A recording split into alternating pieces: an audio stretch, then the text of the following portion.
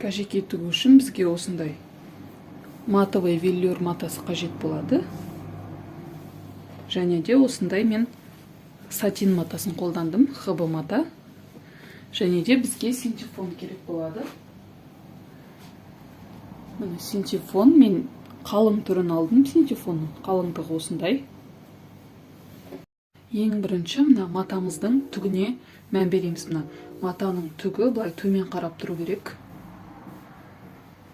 Осылай матаның түгін төмен қаратып, енді бүктеп аламыз. Мен 52-ші размерге пішетін боламын.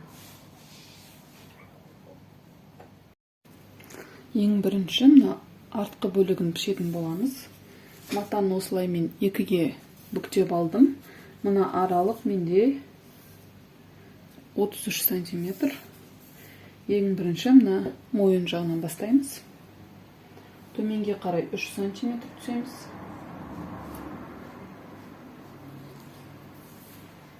Ал мына жоғары жақтан 10 сантиметр. Енді осы аралықты доғал етіп қосамыз. Міне біздің ойындымыз шықты. Енді мына жақтан бізге иықты белгілеу керек. Иық 12 сантиметр стандарт, және 1 сантиметр тігіске кетеді. Сонда 13 сантиметр деп аламын. Мына жақтан 13 сантиметрді белгілеп аламыз. 13 сантиметр белгілеп алдым. Енді төменге қарай 1,5 сантиметр түсеміз. Так. 1,5 сантиметр түстім. Енді осы аралықты түсу етіп қосамыз.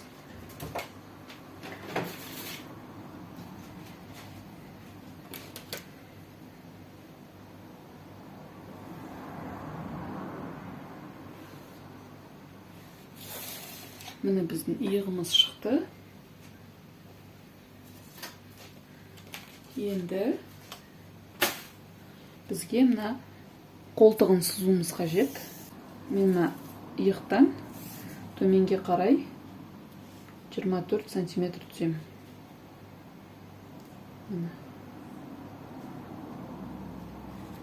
24 сантиметр белгіледім.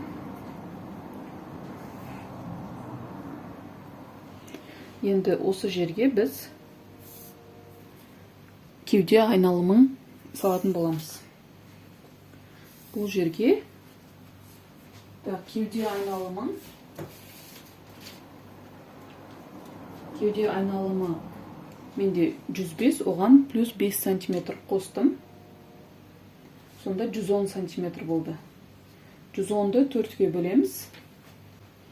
110-ды 4-ке бөлеміз. 27-де 5. 28 деп алсақ болады. Так, 28. Мына жерге келіп тұр екен. Енді осы жақты доғал етіп сызамыз. Мына жақты қолтық ойындысын шығармыз керекпіз біз. Осылай көз мөлшермен сыза салсаңыздар да болады.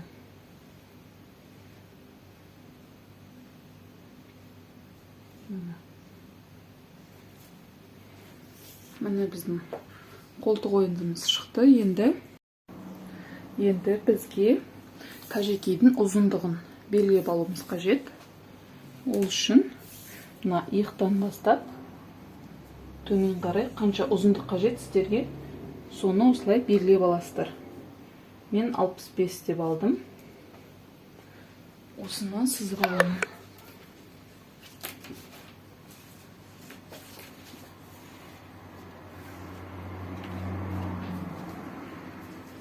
Енді бізге белін табуымыз қажет. Ол үшін бізге мына иықтан белге дейінгі аралық қанша, соны тауып алуымыз қажет. 52-ші размерде 45 сантиметр. Мына иықтан төменге қарай 45 сантиметр түсеміз. 45 міне осы жерге келіп тұр. Қазір осы жақтан біз белін табатын боламыз. Міне енді осы тұстан біз 26 сантиметр белгілейміз. 25-26. Мынау біздің беліміз. Үлкен кісілерде кішкене іштері болады, сол үшін талиясына көбірек қостым мен. Енді осы үшеуін қосуымыз қажет.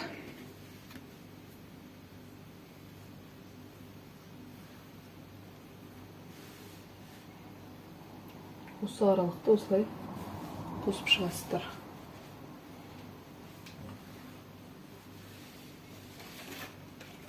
Міне осылай шықты. Енді мына жер бізде мынандай қатты мынандай үшбұрыш болмау керек. Осы жақты плавно етіп, доғал етіп осылай қысып аламыз.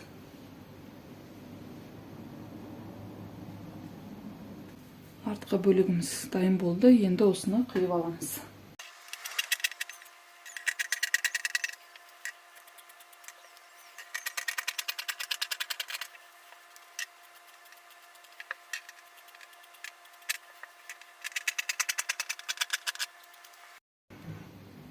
Енді біз кәжекейдің алдыңғы бөлігін пішетін боламыз.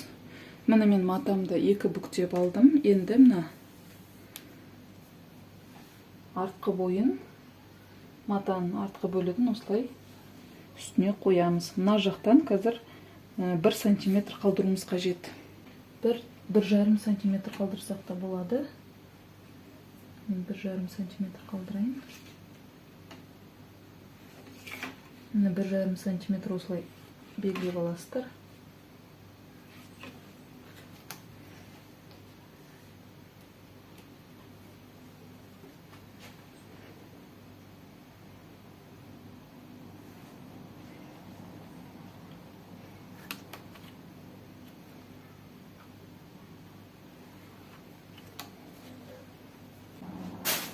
Міне белгілеп алдым. Енді осы аралыққа мынаны түзулеп әкеп қоямыз.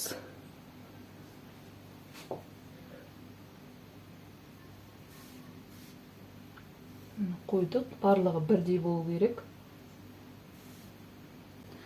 Енді дәл осыны қайталап, мына жағын, қолтығын, мына жақты бәрін белгілеп аламыз сызып. Белгілеп алдым. Енді бізге мойнын белгілеу керек. Мына жоғарғы жақтан төменге қарай 15 сантиметр түсеміз. Мына 15 сантиметр. 15 сантиметр белгіледім. Ал мына жақтан сол 10 сантиметр. Енді осы аралықты қосып аламыз.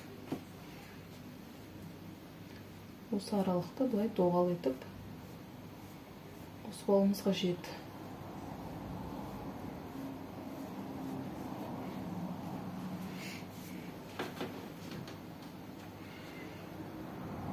Так, енді бізге иық қажет болады. Иығын мына жақтан 1,5 сантиметр түссек, енді бұл жерде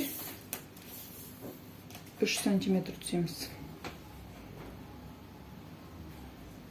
Мына жақтан 3 сантиметр белгіледім. Осы аралықты қосып аламыз.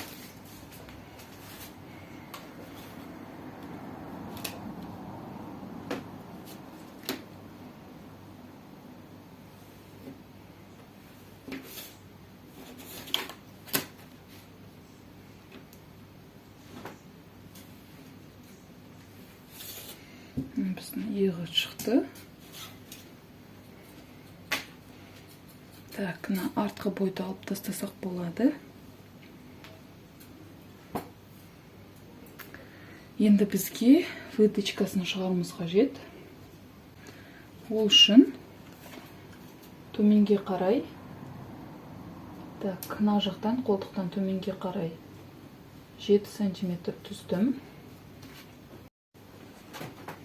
Міне 7 сантиметр түздік. Енді осы жерден 13 сантиметр сызып аламыз. Міне 13 сантиметр белгіледім. Енді осы жақтан, мына жақтан 1,5 сантиметр, мына жақтан екінші жағынан 1,5 сантиметр белгілейміз. Енді осы аралықты қосып аламыз.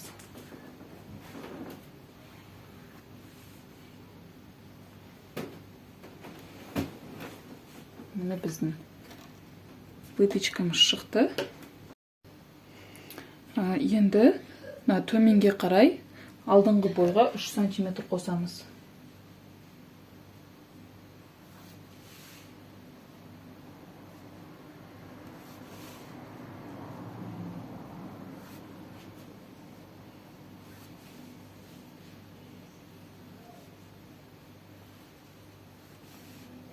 Міне, енді осыны құйып аламыз.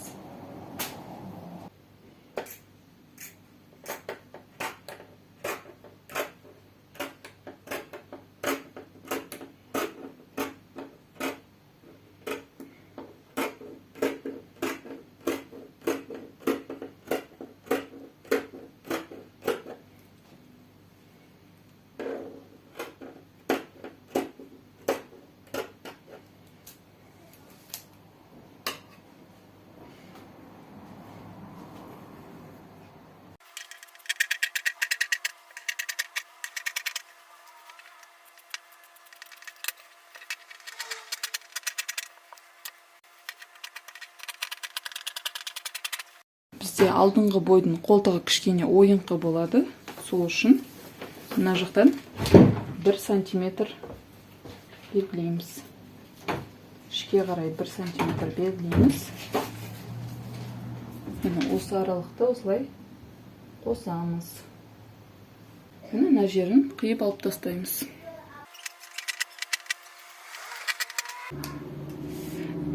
Енді мына ортасын осылай қиып аламыз. Міне біздің алдыңғы бойда, артқы бойда дайын болды. Енді дәл осылай нені де астарды да дәл осылай қиып аламыз. Енді синтефонын қиып алатын боламыз.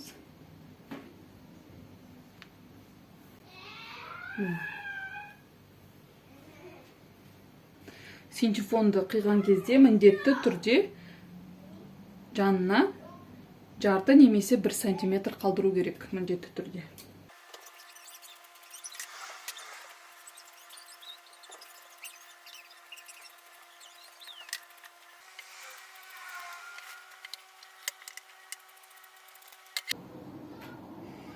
Енді алдыңғы бойды да жаңағыдай қиып аламыз.